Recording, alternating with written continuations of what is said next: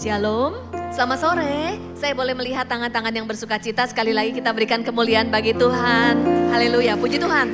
Saya persilakan Bapak, Ibu, teman-teman boleh duduk. Terima kasih untuk tim yang melayani, yang sangat memberkati.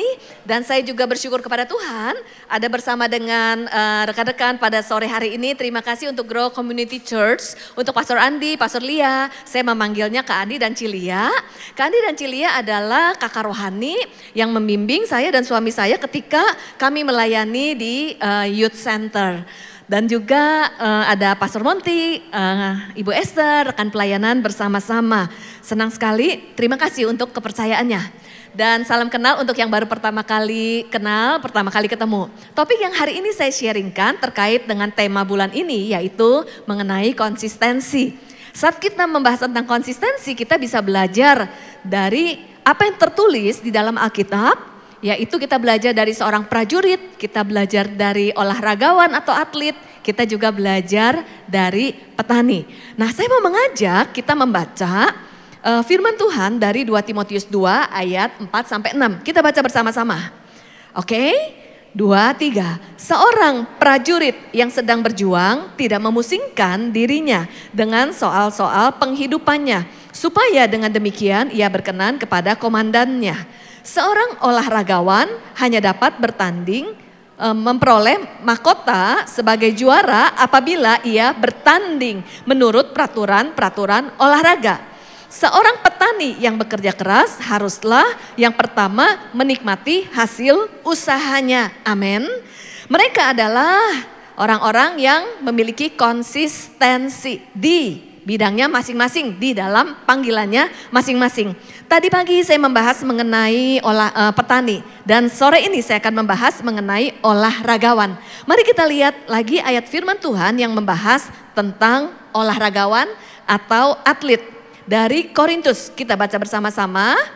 Tidak tahukah kamu bahwa dalam gelanggang pertandingan semua peserta turut berlari, tetapi hanya satu orang saja yang mendapatkan hadiah. Karena itu larilah begitu rupa sehingga kamu memperolehnya. Tiap-tiap orang yang turut mengambil bagian dalam pertandingan menguasai dirinya dalam segala hal. Sebab itu aku tidak berlari tanpa tujuan dan aku bukan petinju yang sembarangan saja memukuli. Tetapi aku melatih tubuhku dan menguasainya seluruhnya. Supaya sesudah memberitakan Injil kepada orang lain, jangan aku sendiri ditolak. Yuk kita lihat lagi satu firman Tuhan di Ibrani 12 ayat 1 sampai 2 mengenai perlombaan iman. Kita baca sama-sama. 2, 3. Karena kita mempunyai banyak saksi, bagaikan awan yang mengelilingi kita, marilah kita menanggalkan beban dan dosa yang begitu merintangi kita dan berlomba dengan tekun dalam perlombaan yang diwajibkan bagi kita. Marilah kita melakukannya dengan mata yang tertuju kepada Yesus yang memimpin kita dalam iman, yang membawa iman kita itu kepada kesempurnaan, yang dengan mengabaikan kehinaan tekun memikul salib ganti sukacita yang disediakan bagi Dia yang sekarang duduk di sebelah kanan tahta Allah Bapa. Amin. Di dalam kehidupan kekristenan mengiring Tuhan Yesus, mau gak mau, suka gak suka, kita semua ada di dalam perlombaan iman. Kita sedang menjalani perlombaan iman. Pada saat kita berada di dalam gelanggang pertandingan, sebagai seorang atlet pasti punya tujuan. Demikian juga di dalam kehidupan Tuhan sudah menaruh tujuan dan visinya di dalam hidup kita. Kemudian di dalam aspek kehidupan kita ada aspek pernikahan, ada aspek studi, ada aspek pekerjaan, ada aspek relasi, aspek pelayanan. Kita pasti memiliki goal di dalam aspek-aspek tersebut, betul? Ketika kita memasuki tahun baru, kita membuat goal setting. Karena dalam aspek kehidupan ada goal yang ingin dituju. Ilustrasi mengenai atlet. Dikatakan running the race. Karena apa? Kita berlari untuk mencapai tujuan. Dan untuk mencapai tujuan dibutuhkan konsistensi, dibutuhkan ketekunan dan daya juang. Dengan apa? Mata yang tertuju kepada Kristus. Karena di dalam kehidupan kita pasti akan menghadapi berbagai hambatan dan tantangan. Kita bisa merasa capek, kita bisa merasa lelah. Karena di dalam pertandingan ada jerih lelah, ada usaha. Nah, kita mau melihat apa sih ciri-ciri seorang pemenang? Karena dalam pertandingan ada pemenangnya. Mitos tentang pemenang. Seorang pemenang bukanlah orang yang tidak pernah salah.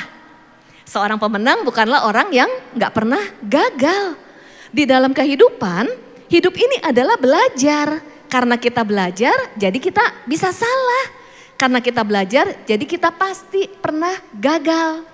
Nah, bedanya kata hupernikau, kata menang dari bahasa aslinya hupernikau, bukan berarti tidak pernah menghadapi masalah. Tetapi ketika menghadapi tantangan, maka hupernikau, seorang pemenang, adalah seseorang yang menaklukkan dan menerobos setiap tantangan di dalam kehidupan. Jadi kalau kita salah, kita belajar, kita coba lagi. Kalau kita gagal, kita coba lagi. Kalau kita jatuh, kita bangkit lagi. Dan bahkan firman Tuhan menuliskan kalau kita jatuh, kita gak pernah tergeletak. Karena ada tangan Tuhan yang menopang kehidupan kita. Yang setuju kita katakan amin. Itu sebabnya yuk jangan menyerah. Marilah kita memiliki konsistensi untuk menaklukkan dan menerobos setiap tantangan di dalam kehidupan. Pada saat kita membahas mengenai tantangan berbicara mengenai rintangankah, masalah, dan ujian. Untuk kita mengatasi, menerobos, menaklukkannya, kita perlu membedakan jenis-jenis hambatan di dalam kehidupan kita. Ada dua jenis hambatan, yaitu hambatan eksternal dan ada hambatan internal. Sehingga kalau kita menghadapi hambatan dan tantangan, kita identifikasi, ini hambatan eksternal ataukah internal. Nah, kita mau lihat dulu apa itu hambatan eksternal. Jadi hambatan eksternal adalah hambatan yang terjadi di luar diri kita. Hal-hal yang tidak diprediksi, tidak terprediksi. Mungkin kita mengalami masa sulit, mungkin kita mengalami kehilangan, mungkin kita mengalami pergumulan, mengalami lembah kekelaman di dalam kehidupan kita yang tidak terprediksi. Setiap kita nggak mengharapkan ada masalah, betul? Tapi masalah datang begitu saja, tidak terprediksi dan juga hal-hal di luar kontrol kita. Contohnya kita bisa menghadapi berbagai krisis. Mungkin krisis finansial, apalagi juga kita mendengar berita dari dunia ini tidak semakin membaik. Mungkin ekonomi nggak semakin membaik. Atau juga mungkin bencana alam, hal-hal mungkin krisis di dalam relasi dan sebagainya. Kemudian juga apalagi yang termasuk di dalam hambatan eksternal. Kita perlu memahami bahwa di dalam hidup kita ada area di luar kontrol kita, lalu ada area yang menjadi tanggung jawab kita. Ada area di luar kontrol kita. Apa saja yang termasuk di luar kontrol kita? Yuk kita lihat. Apa omongan orang tentang diri kita bisa kontrol nggak? Nggak bisa. Apa pemikiran orang tentang diri kita bisa kontrol nggak? Nggak bisa. Lalu tindakan negatif orang lain, mungkin orang itu memperlakukan kita negatif, kita bisa kontrol dan cegah nggak? Ada banyak hal yang kita nggak bisa cegah di dalam hidup kita, itu di luar kontrol. Tetapi ada area yang menjadi tanggung jawab kita. Kalau misalnya orang lain berkata atau berperilaku negatif, lalu kita mungkin bisa menjadi sedih, menjadi cemas, menjadi kecewa. Tetapi apakah kita akan terpuruk di dalam kekecewaan dan putus asa dan sakit hati terus menerus? Itu adalah pilihan dan tanggung jawab kita. Amin. Mungkin di dalam kehidupan ada orang yang melakukan hal negatif. Tetapi apakah kita juga mau menjadi negatif karena perilaku orang lain? Atau kita mau berespon dengan tepat? Itu adalah keputusan dan tanggung jawab kita. Bagaimana dengan hal-hal di luar kontrol? Kita serahkan kepada Tuhan. Tuhan yang akan bekerja. Kita berserah dan kita juga let go. Jangan biarkan hal-hal di luar sana menghambat kita untuk kita terus maju mencapai tujuan dan destinasi yang Tuhan sudah tetapkan dalam hidup kita. Amin. Kemudian apalagi hal-hal eksternal di dalam hidup kita. Mungkin kita menghadapi hari-hari yang kelihatannya bad days, hari-hari yang buruk. Mungkin kita menghadapi pengalaman yang rasanya tuh gak enak banget dan membuat kita bertanya, Tuhan kenapa? Tuhan ada di mana? Saat kita menghadapi masa sulit, seringkali kita bertanya, kenapa ini Tuhan izinkan terjadi? Mungkin kita mengalami kehilangan. Saya mau mengajak kita membaca sebuah ayat dan ini merupakan satu ayat favorit saya. Kita baca yuk di Ulangan 29 ayat 29. Kita baca sama-sama 23. Hal-hal yang tersembunyi ialah bagi Tuhan Allah kita. Tetapi hal-hal yang dinyatakan ialah bagi kita dan anak-anak kita sampai selama-lamanya.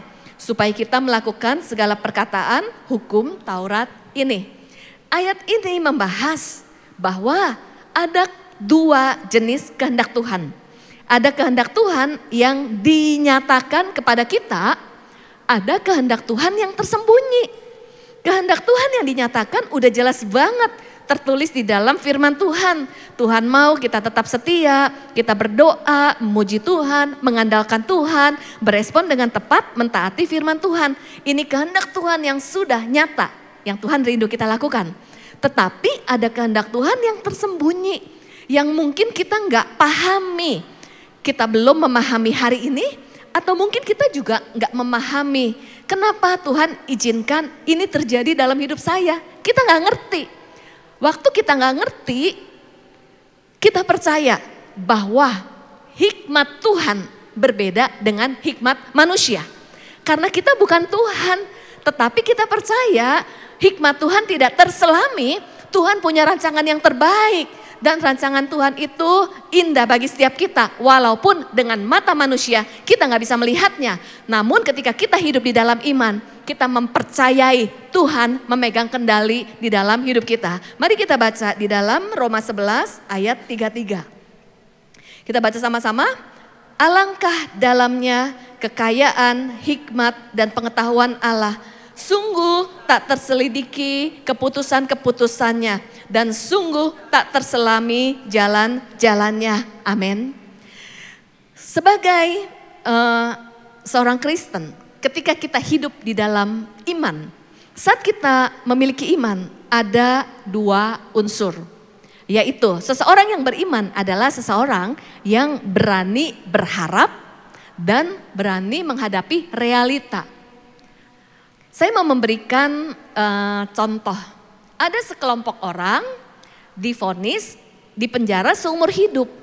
Kemudian nanti akan dihukum mati. Jadi sekelompok orang divonis di penjara seumur hidup dan dihukum mati.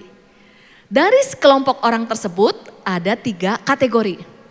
Kategori yang pertama adalah berharap dan berjuang supaya dibebaskan. Boleh nggak kita berharap? Boleh banget, bahkan firman Tuhan menuliskan kita jangan pernah berhenti berharap. Boleh nggak kita mengharapkan mujizat? Boleh banget, sanggupkah Tuhan melakukan mujizat? Sanggup banget, bahkan sanggup melakukan apa yang melebihi pemikiran kita. Kemudian satu kelompok orang, satu kategori orang yang pertama ini terus berjuang, naik banding, berdoa, menantikan mujizat. Kemudian di Natal tahun ini menantikan kapankah saya dibebaskan? Oh ternyata saya belum dibebaskan. Siapa tahu tahun depan. Oke menunggu sampai tahun depan. Loh kok belum dibebaskan? Mungkin tahun depan. Setiap tahun menunggu untuk dibebaskan. Ternyata hasil akhirnya mereka nggak dibebaskan dan tetap dihukum mati. Siapakah yang paling depresi, paling patah semangat, paling kecewa dan paling down? Yaitu orang yang paling optimis. Kenapa? Karena orang yang paling optimis fokusnya adalah kapan saya bebas, kapan saya bebas, kapan saya bebas, menanti jawaban Tuhan sesuai dengan yang diinginkan. Lalu fokusnya adalah kapan Tuhan menjawab keinginan saya. Kalau di dalam kehidupan fokus kita hanya supaya Tuhan melakukan keinginan kita, tanpa sadar kita menjadikan Tuhan tempat meminta-minta di dalam hidup kita. Sehingga berapa banyak orang Kristen, 1000 kebaikan Tuhan mudah kita lupakan hanya karena satu doa yang belum dijawab atau satu ujian yang Tuhan izinkan datang dalam hidup kita. Kategori yang kedua tuh bilang gini, buat apa berharap percuma, nanti juga gak ada jawabannya, nanti kecewa daripada kecewa, lebih baik gak usah berharap. Ada yang seperti itu? Jadi sebelum bertanding sudah menyerah. Tapi ada kategori yang ketiga, berani berharap dan berani menghadapi realita. Apa yang dilakukan? Tetap berjuang, mengusahakan supaya dibebaskan. Tetapi di masa penantian, apa yang membedakan? Mereka bisa beradaptasi. Kemampuan konsistensi adalah kemampuan untuk beradaptasi di masa-masa sulit dan di masa-masa situasi yang tidak seperti yang diinginkan. Lalu di masa penantian, mereka tetap berkarya walaupun saya di penjara. Apa yang saya bisa lakukan untuk berkarya menjadi berkat?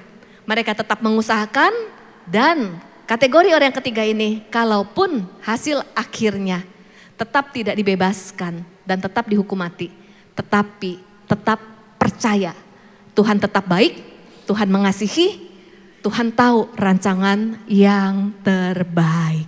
Iman adalah mempercayakan hidup kita walaupun berbeda dengan keinginan kita dan dengan apa yang kita lihat. Amin. Itu sebabnya jangan pernah menyerah. Tuhan tidak berjanji bahwa dalam hidup kita tidak menghadapi lembah kekelaman. Tuhan tidak berjanji dalam hidup kita tidak ada tantangan. Tapi Tuhan berjanji Dia tetap menyertai kita dan kita aman di dalam kasih-Nya. Amin. Itu adalah hambatan eksternal. Sekarang hambatan yang kedua yaitu hambatan internal. Apa itu hambatan internal? Saya mengajak kita melihat firman Tuhan di Ibrani 12 ayat 1b. Kita baca sama-sama yuk. Marilah kita menanggalkan semua beban. Beban yang tidak perlu di dalam diri kita itu bisa menjadi hambatan. Bayangkan nih ya, saya ada di gelanggang pertandingan, saya berlari. Lalu ada hambatan-hambatan eksternal. Kemudian ada hambatan internal, yaitu saya membawa beban yang ada di dalam diri saya sendiri. Bayangin seperti galon aqua yang besar, lalu saya berlari dan ini akan menghambat kita dan seringkali membuat kita menjadi stagnasi. Rasanya sulit untuk terus berlari.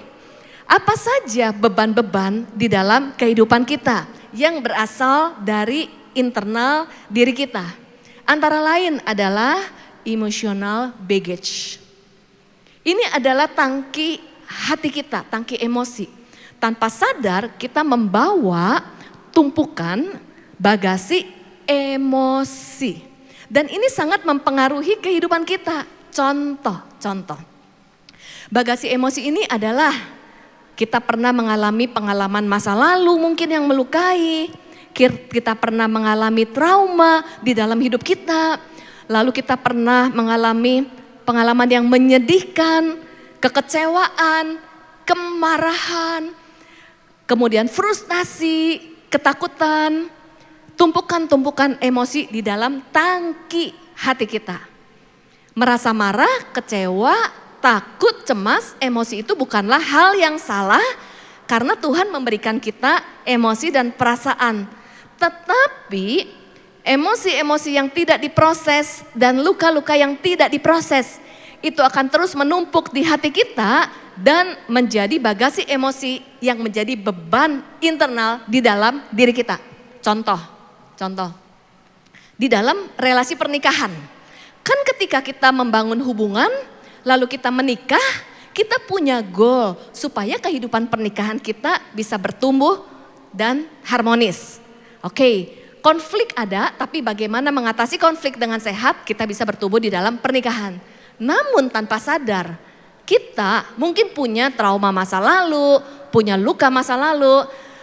bagasi-bagasi emosi masa lalu, ketika kita terus bawa, manifestasi terbesarnya adalah berdampak di dalam relasi pernikahan. Kita menjadi konflik dan kita sulit bertumbuh di dalam relasi pernikahan karena kita tidak berdamai dan mengampuni masa lalu dan membawa beban masa lalu.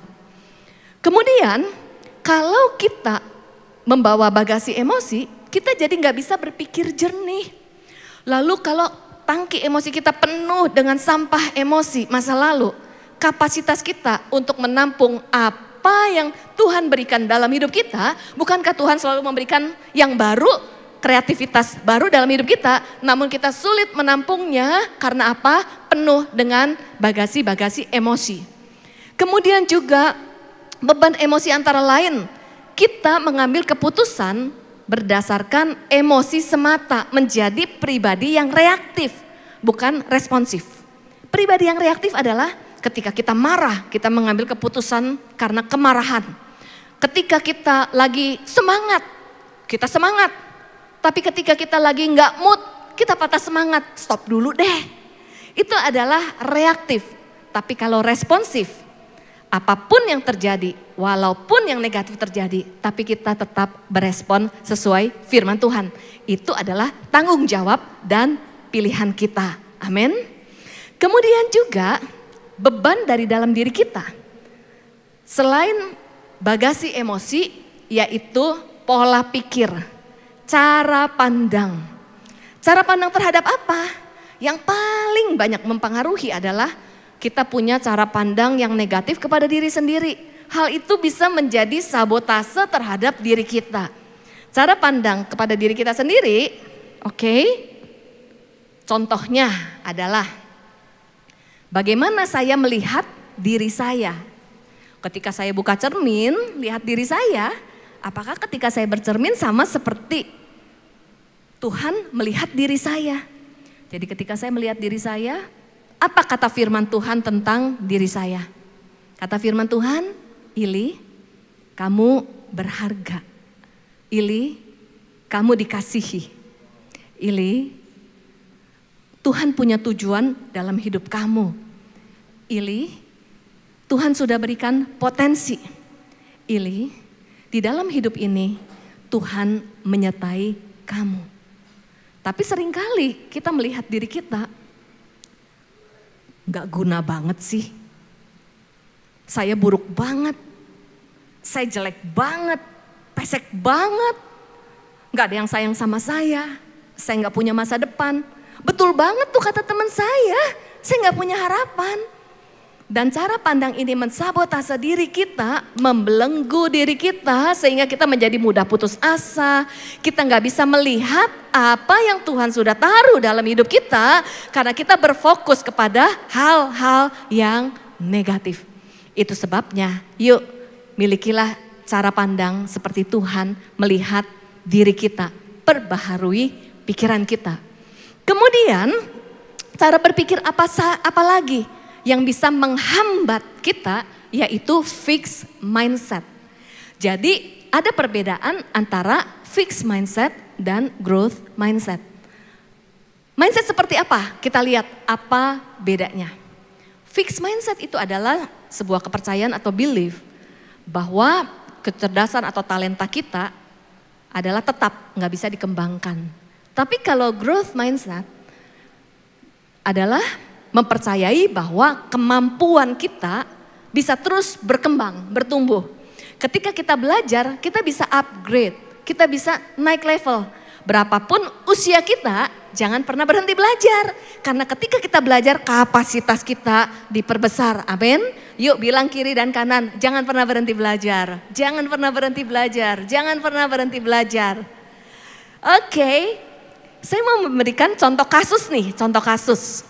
Contoh kasus bagaimana fixed mindset dan growth mindset itu akan memotivasi diri kita untuk terus konsisten atau mensabotase kita menjadi stagnasi di dalam hidup. Ada area di dalam growth and fixed mindset, yaitu ketika kita menghadapi tantangan, kegagalan, kritik, cara baru atau metode, usaha, dan kesuksesan orang lain. Contoh kasus misalnya ada seorang anak muda mau membangun bisnis baru. Bisnis apa? Yaitu EO, Event Organizer. Membangun bisnis baru. Walaupun belum pernah memulainya. Biasanya anak muda ini aktif di kampus, berorganisasi, mengatur, lalu ingin membangun bisnis sebagai, membangun usaha EO ya, EO. Lalu kita lihat, kalau fixed mindset, melihat itu sebagai hambatan. Wah, udah banyak bisnis itu. Lalu saya juga nggak punya talenta bisnis. Kayaknya saya nggak mungkin deh untuk membangun bisnis yang baru. Nggak ada pengalaman. Lalu akhirnya melihat itu sebagai hambatan dan sudah merasa nggak bisa duluan.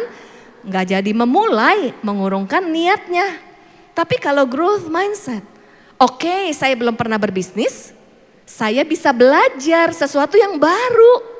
Kemudian juga saya belajar untuk memperbesar kapasitas saya. Ini kesempatan saya bisa menolong orang lain. Beda banget ya. Kemudian mulailah membangun bisnis tersebut. Ketika menjalankan bisnis, kemudian kok gak mencapai target ya? Padahal saya punya target. Mulai melihat gagal mencapai target. Lalu ada customer yang komplain. Kayaknya kamu kurang profesional deh, kamu kurang kreatif.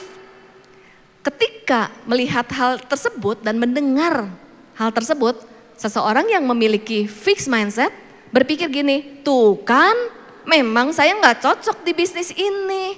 Tuh kan memang saya orang yang pasti gagal kalau di bisnis ini. Lalu akhirnya kayaknya saya nggak cocok, berhenti deh cari yang lain. Akhirnya jadi menyerah. Tapi kalau seseorang yang memiliki growth mindset, oh oke, mungkin customer komplain. Kita hubungi customernya, apa yang perlu diperbaiki dari bisnis ini. Kemudian kalaupun misalnya nggak mencapai target, oke, langkah-langkah apa yang perlu saya lakukan untuk promosi, membangun hubungankah, melakukan hal-hal supaya bisa mencapai target. Jadi tidak cepat menyerah. Kemudian ketika menjalankan bisnis ini ada kritik. Mungkin dari keluarganya. Kamu itu sibuk, kurang waktu dengan keluarga. Kamu tuh kurang memperhatikan kesehatan kamu. Lalu kritik dari teman-temannya bilang gini, saingan udah banyak, kayaknya kamu gak bakalan berhasil deh. Seseorang ketika mendengar kritik dan pendapat dari orang lain kalau memiliki fixed mindset, berpikir gini, gak ada orang yang mendukung saya. Kayaknya saya gak cocok deh, kalau saya gak ada yang mendukung saya mana mungkin berhasil. Itu fixed mindset. Jadi berhenti di tengah jalan. Ataupun jadi bersikap negatif kepada orang lain. Tetapi kalau memiliki growth mindset, oh oke, itu inputan. Berarti kalau keluarga saya memberi kritik bahwa kurang waktu dengan mereka, artinya mereka kepengen punya waktu dengan saya. Itu akan memicu saya untuk mengatur waktu lebih baik lagi supaya saya bisa punya waktu lebih balance dengan keluarga dan bisnis. Beda kan? Kemudian ketika ada cara baru. Mungkin saya ketika memulai bisnis ini promosinya lewat WhatsApp, lewat brosur. Tetapi ada cara baru lewat inputan, ayo pakai sosial media, bikin konten, bikin video. Kalau orang punya fixed mindset, aduh susah banget, kayaknya saya gaptek deh, nggak bisa. Saya mau pakai cara yang lama aja deh, itu kalau fixed mindset. Sehingga enggan untuk terbuka kepada hal-hal yang baru. Tapi kalau growth mindset, walaupun kita belum bisa, ada inputan, ada cara baru, dicoba. Yang belum punya sosmed, oke, buka sosmed. Belum bisa bikin konten, belajar. Ataupun berkolaborasi dengan orang lain yang mungkin bisa bekerja sama dengan baik. Kan beda banget. Kemudian juga usaha keras. Misalnya nih, ini kan membangun bisnis baru, belum ada tim, masih sendirian. Karena apa-apa masih mengerjakan sendirian, jadi tidur lebih malam, bangun lebih pagi, capek banget karena ngerjainnya sendirian. Kalau misalnya fixed mindset, gak ada yang dukung saya, susah banget sih bisnis ini, lalu menyerah. Tapi kalau growth mindset, melihat bahwa usaha, perjuangan adalah proses kehidupan. Mencintai proses, mengusahakan, berjuang itu adalah bagian dari proses. Karena apa? Tidak ada hasil yang instan. Dan kalau melihat kesuksesan orang lain, ada orang lain bangun bisnis yang sama, dia lebih berhasil. Kalau fixed mindset terintimidasi, kayaknya saingan banyak, kayaknya saya nggak sanggup berhasil lagi. Tapi kalau growth mindset terinspirasi, wah kalau dia bisa sukses, saya mau dong belajar dari dia, bangun hubungan, kemudian belajar, dan kita bisa upgrade.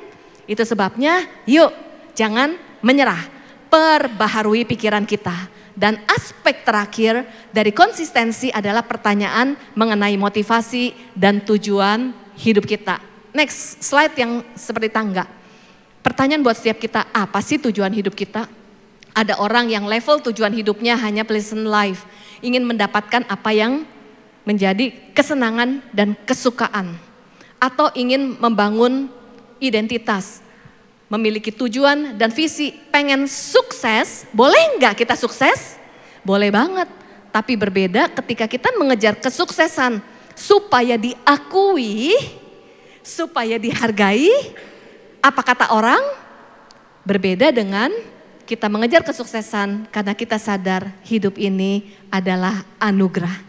Lalu kita mau memberikan yang terbaik. Bukankah Yesus sudah mati buat setiap kita? Kita ini sangat-sangat berharga. Tuhan punya tujuan dalam hidup setiap kita. Hidup yang meaningful life. Melalui segala keberadaan, talenta, situasi kita. Marilah kita menjadi berkat bagi sesama. Karena apa?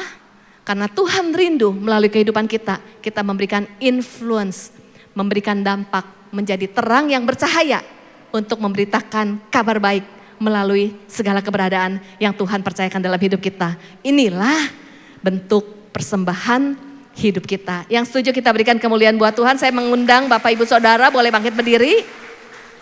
Kita mau naikkan pujian ini sebagai kerinduan dari hati kita yang terdalam. Ketika kita menyadari apa yang sudah Tuhan lakukan dalam hidup kita. Ketika kita belajar, bekerja, mencapai tujuan, itu adalah sebagai penyembahan untuk memberikan yang terbaik bagi Tuhan. Yuk, kita bawa hati dan hidup kita. Pandang salibnya, pandang anugerahnya. Yesusku, kau terindah.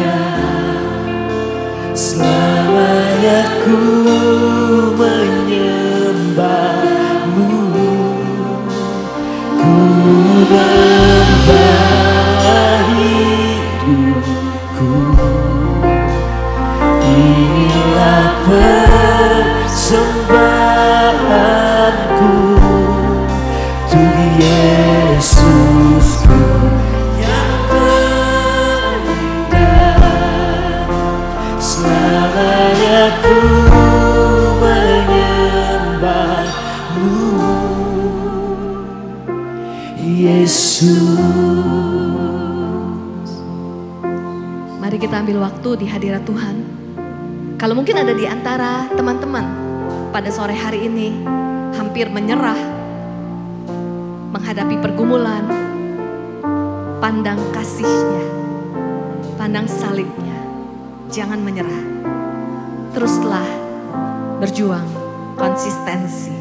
Kalau mungkin ada yang di antara kita yang memiliki masa lalu yang buruk, lalu kita berpikir kita gak punya masa depan lagi, Tuhan sanggup memulihkan, memperbarui hidup kita dan membawa kita masuk dalam destiny ilahi. Percayalah, gak ada yang kebetulan kita sore hari ini. Tuhan punya rencana. Kekuatan kita terbatas, tapi penyertaan Tuhan memampukan kita untuk konsisten. Kita mengandalkan Roh Kudus. Terima kasih Tuhan, terima kasih. Sekali lagi yuk kita naikkan pujian ini.